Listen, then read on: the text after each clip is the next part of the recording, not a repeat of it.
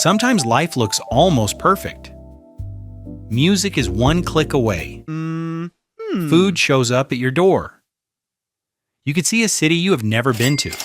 And still, a lot of us know this strange feeling. Like we are living, but not completely. A day passes, you answer messages, you buy something, you watch short videos, you go somewhere, you talk to someone. And then later that night you suddenly think, what actually happened today? Not because the day was bad, not because it was empty, but because it felt like it happened behind a thin piece of glass. Maybe the problem is not that we became less alive. Maybe modern life has just become very good at replacing reality with a more convenient version of it. Real life is usually a little slow, a little uneven, a little unpredictable. You have to wait. You have to be quiet. Sometimes you have to not know what to do next. But the modern world tries to remove exactly those moments.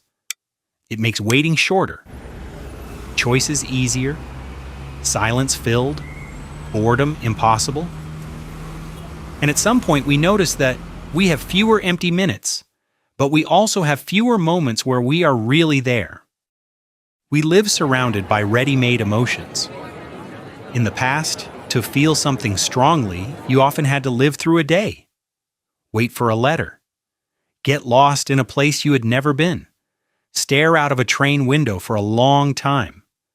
Now, emotions arrive already packaged. In just a few minutes, we can see someone's wedding, a disaster, a joke, a beautiful sunset, and someone's perfect kitchen.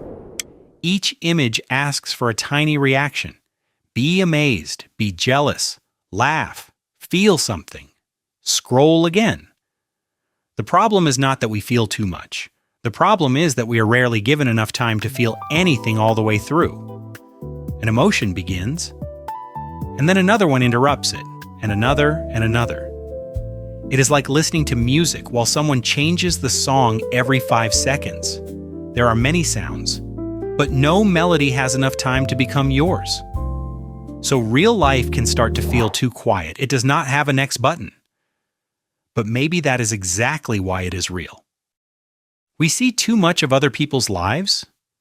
Humans have always compared themselves to others. But the comparison circle used to be small.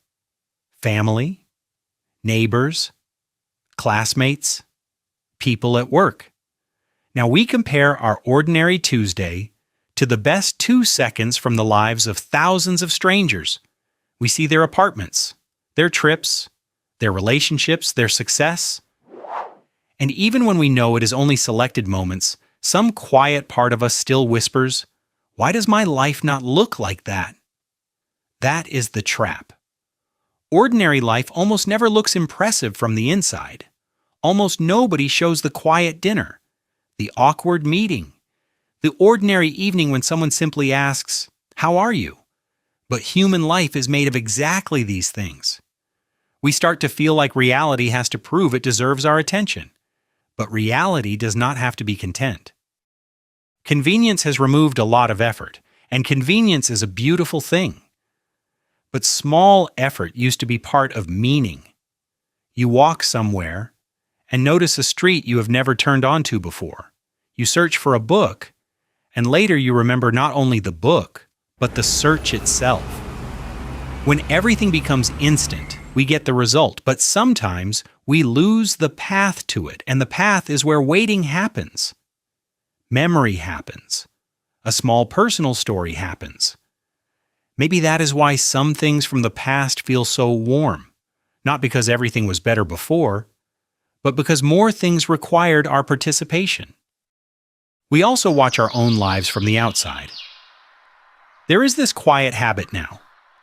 Thinking about how a moment will look. Will this make a good photo? Should I share this? What will people think? And while we try to make the moment worth posting, we step slightly outside of it. We become the camera operator of our own life. Photos can protect memories. But sometimes a memory is stronger when nobody recorded it. When the conversation lasted too long, when the music was too loud. When you walked home and did not think about how it looked from the outside. The most alive moments often happen when they have no audience. We have forgotten how to be in empty space. Maybe one of the most underrated parts of life is boredom. Boredom is not always comfortable. There is no ready answer inside it. When things get quiet, we can meet our own thoughts, and that can be uncomfortable. So we fill every pause. We scroll while standing in line. We watch something while eating. We check our phone while waiting for the elevator. We reach for noise the second things become still. But those empty spaces are where the mind starts building something of its own. It remembers. It connects ideas. It notices what you might actually want. Maybe modern life feels unreal, not because there are too few events, but because there is too little empty space between them. We do not need to reject technology. We do not need to move into the forest. And we do not need to pretend the past was simpler than it was. But maybe sometimes we can bring back a few small inconveniences. Take a walk with no goal and no headphones. Do not photograph a beautiful evening. Let a conversation happen without turning it into a story. Do something slowly, even when it could be done faster. Not to become a better person, not to make life look more meaningful, but to feel the weight of your own day again. Because real life rarely looks like a movie while you are inside it. It looks like a quiet kitchen at night, a familiar road home, a message that arrives at the right time. And maybe in that moment, life stops feeling fake.